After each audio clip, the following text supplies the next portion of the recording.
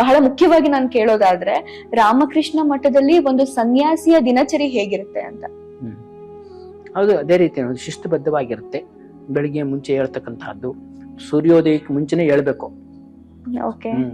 ಸೂರ್ಯೋದಯಕ್ಕೆ ಮುಂಚೆನೆ ಹೇಳ್ಬೇಕು.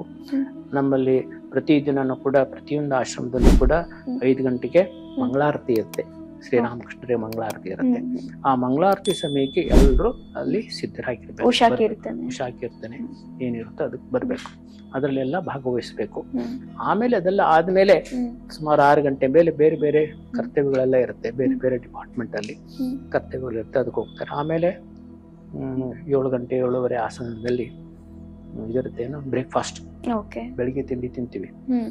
ಆಮೇಲೆ ಬೇರೆ ಬೇರೆ ಕೆಲಸಕ್ಕೆ ಹೋಗ್ತಾರೆ. ಮತ್ತೆ ಕ್ಲಾಸಸ್ ಇರುತ್ತೆ, ಬ್ರಹ್ಮಚಾರಿಗಳಿಗೆ ಕ್ಲಾಸಸ್ ಇರುತ್ತೆ. ಆಗ ತಾನೇ ಸೇರಿರ್ತಾರಲ್ಲ ಬ್ರಹ್ಮಚಾರಿಗಳು, ಅವರಿಗೆ ಕ್ಲಾಸಸ್ ತಗೋತೀವಿ. ಆಮೇಲೆ 10 ಗಂಟೆ ಹೊತ್ತಿಗೆ 9-10 ಗಂಟೆ ಹೊತ್ತಿಗೆ ಬೇರೆ ಬೇರೆ ಡಿಪಾರ್ಟ್ಮೆಂಟ್ ಅಲ್ಲಿ ಅವರಿಗೆ ಕೆಲಸ ಇರುತ್ತೆ.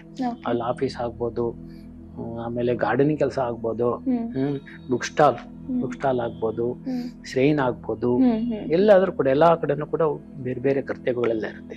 ಅವರು ಆಮೇಲೆ ಹೋಗ್ತಾರೆ.